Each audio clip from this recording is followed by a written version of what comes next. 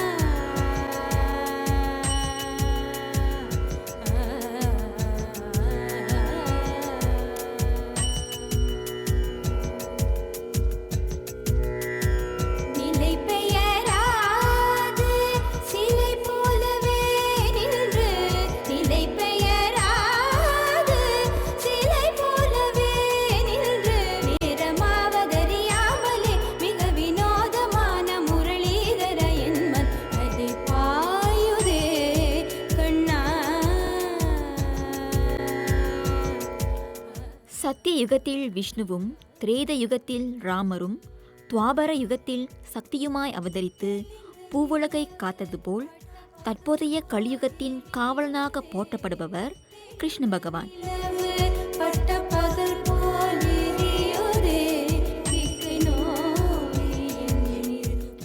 ஆவணி மாதத்தில் ரோஹிணி நட்சத்திரத்தில் மகாவிஷ்ணு கிருஷ்ணராக அவதரித்த நாள் கிருஷ்ண ஜெயந்தியாக கொண்டாடப்படுகிறது. அதர்மம் தழைத்துக்கும் போதெல்லாம் தர்மத்தை நிலைநாட்ட அவதரிப்பேன் என்றுரைத்த கிருஷ்ணரின் இந்த திருநாள் கோகுலாஷ்டமி என்றும் ஜென்மாஷ்டமி என்றும் கொண்டாடப்படுகிறது. தலைநகர் பிரீக்ஃபீல்ட்ஸில் அமைந்துள்ள கிருஷ்ணர் ஆலயத்தில் கடந்த வாரம் இந்நாள் மிக விமரிசையாக கொண்டாடப்பட்டது.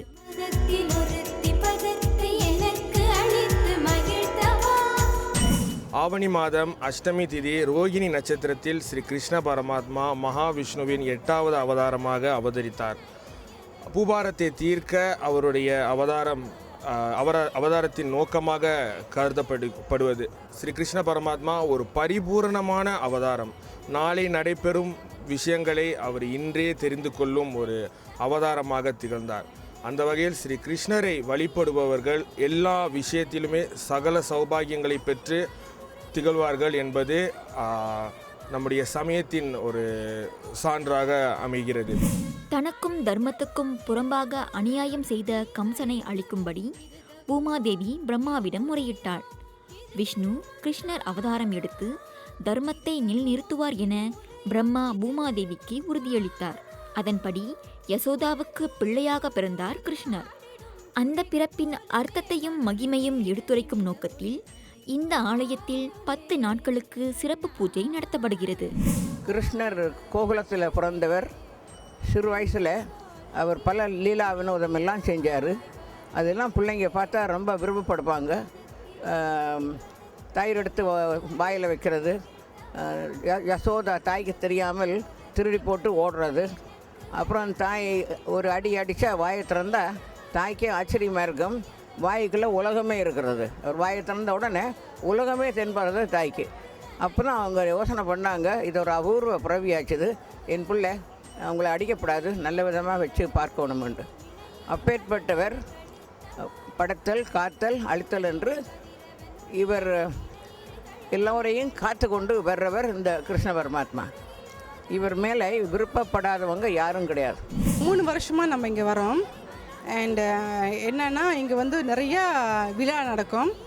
அண்டு ப்ரோக்ராம்ஸ் இருக்கும், நாள் பூரா ப்ரோக்ராம்ஸ் இருக்கும். அண்டு என் குழந்தைங்க கூட இங்கே பார்ட்டிசிபேட் பண்ணுறேன். நிறைய ஜனங்கள் பார்ப்பேன். நிறைய பேர் வந்து கெட் டுகெதர், சந்தோஷமாக இருக்கும் இங்கே இருக்கிறதுக்கு. கிருஷ்ணரின் அவதாரத்தை எடுத்துரைக்கும் காட்சிகள், மழலையில் அவர் செய்த சுட்டித்தனம், தர்மத்தை நிலைநிறுத்தியது ஆகியவை இங்கு நாடகங்களாகவும் நடனங்களாகவும் அரங்கேற்றப்பட்டன. எதை கொடுத்தாலும் தூய்மையான உள்ளத்தோடு கொடு, அதை நான் ஏற்றுக்கொள்வேன் என்று பக்தர்களுக்கு சொல்லியவர் கிருஷ்ணர். குழந்தை உள்ளம் கொண்ட கிருஷ்ண பகவானை வழிபட்டால் அவரின் அருள் கிடைக்கும் என்பதன் அடிப்படையில் ஆலயங்களிலும் வீடுகளிலும் கிருஷ்ண ஜெயந்தி மிக விமரிசையாக கொண்டாடப்பட்டது.